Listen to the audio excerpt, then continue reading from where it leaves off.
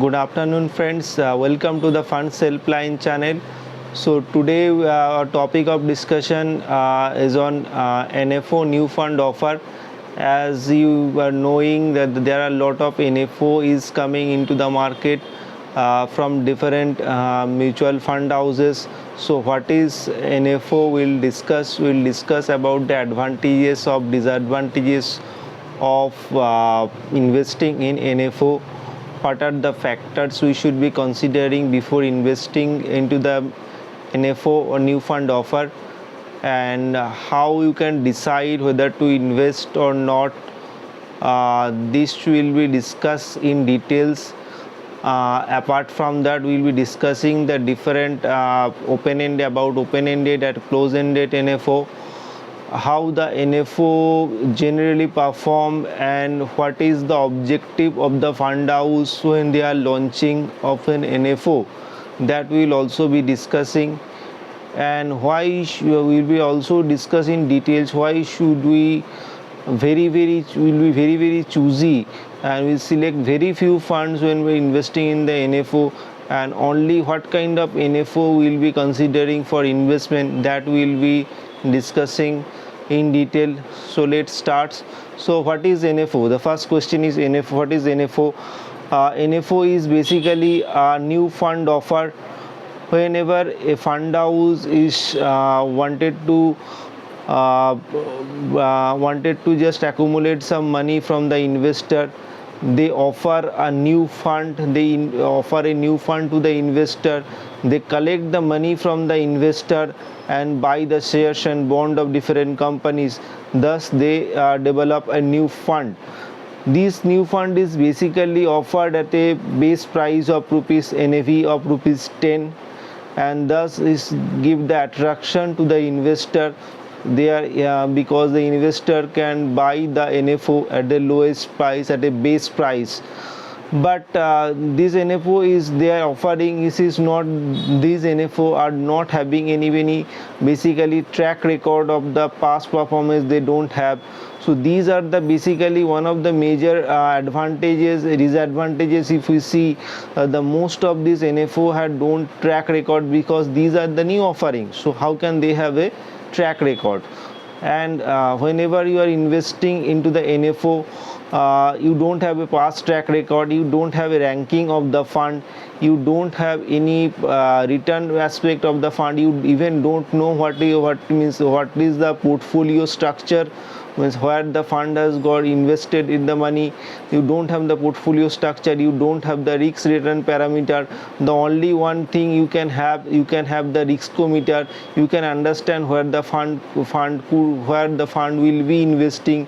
You can just understand from the riskometer from whether this fund will be risky or moderately risky, or will be low riskier kind of a fund. So this is, and you don't have any idea about other things like your fund risk return parameter, what is the beta of the fund, what is the alpha of the fund, and you don't have also having the idea how can fund will be generating the return, and what are the fund is saying that they will be developing a portfolio, but whether this will be affected in the ground or not, you will not understand from the initial days. So this is basically the disadvantages of an NFO.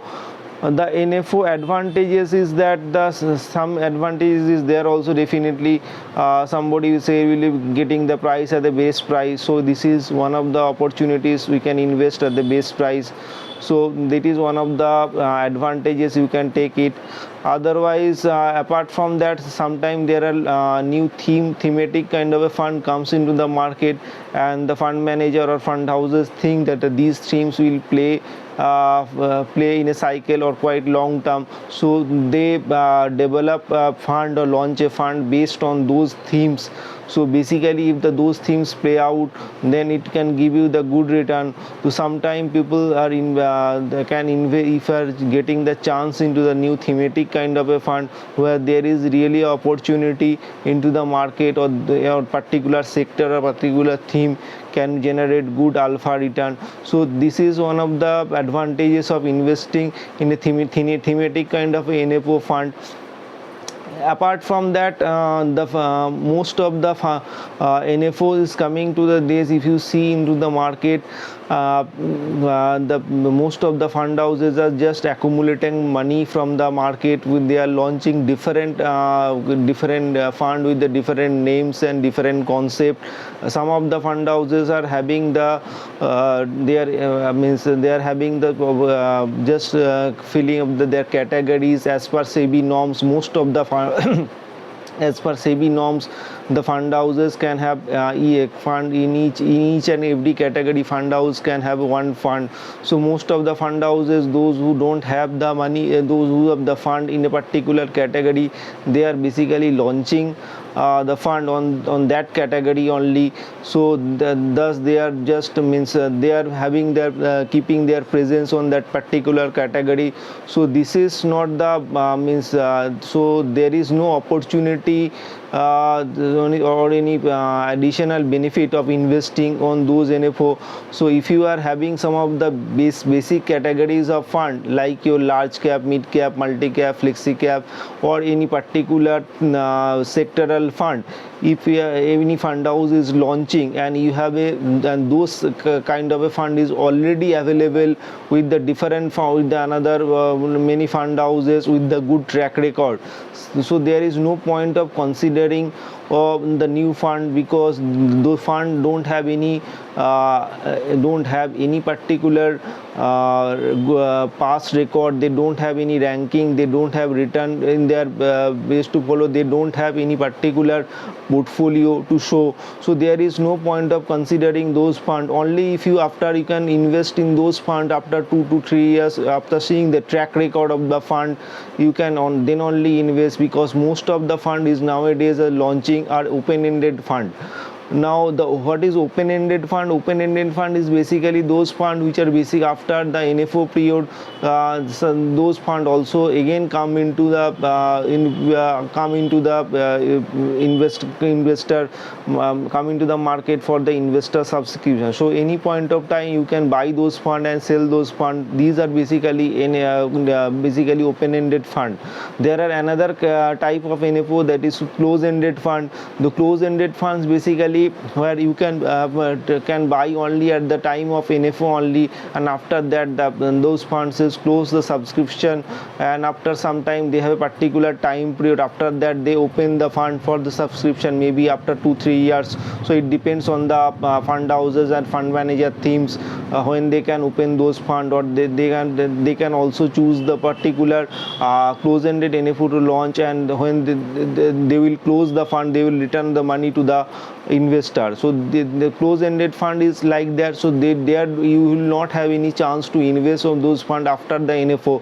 So if there are any particular close-ended thematic kind of fund which looks like very interesting, then only you can consider those funds for investment. But nowadays you see, as per SEBI guidelines, most of the NFO which is coming into the market are only open-ended NFO.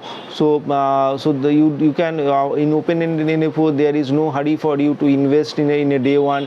You can see the track record of the fund after some time, then only you can put your money after seeing the portfolio structure, and also the fund manager ability to generate return and all, and different return parameter. Then only you can invest into the NFO. So this is basically a basic guidelines for the investment into the NFO.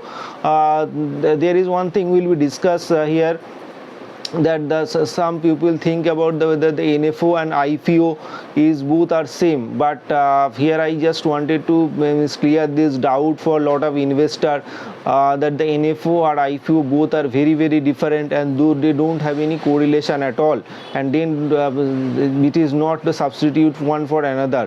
The IPO is basically a particular when the company is getting listed into the stock market, and they are offering some shares for the investor, they are offering some percentage of share of their company to the investor, and they are means getting listed into the stock market.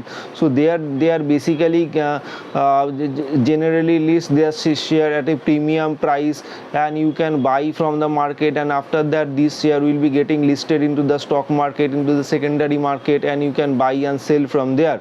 So this is basically IPO. When the company is bringing out of the new fund, a new company is getting listed into the market. But in case of NFO, there is no concept of a new company. The NFO, where a particular or a asset management company is bringing a new fund offer for the investor, and after collecting the money from the investor, they will buy the shares on bond on that particular fund. So so the NFO and IPO both are very different. So you should not be mixed both with one. You should not consider both as the same thing. So this is basically just I wanted to talk about the concept on IPO. Hope you have got some idea about what is IPO and what is difference between IPO and NFO is all about, and you have some idea how can you invest and how can you select the NFO for investment. So thank you very much for the listening. So if you like this video, please share this video among your friends and families, and also subscribe to our channel so you will get the notification of the new video whenever they are coming. So again, thank you very much for watching.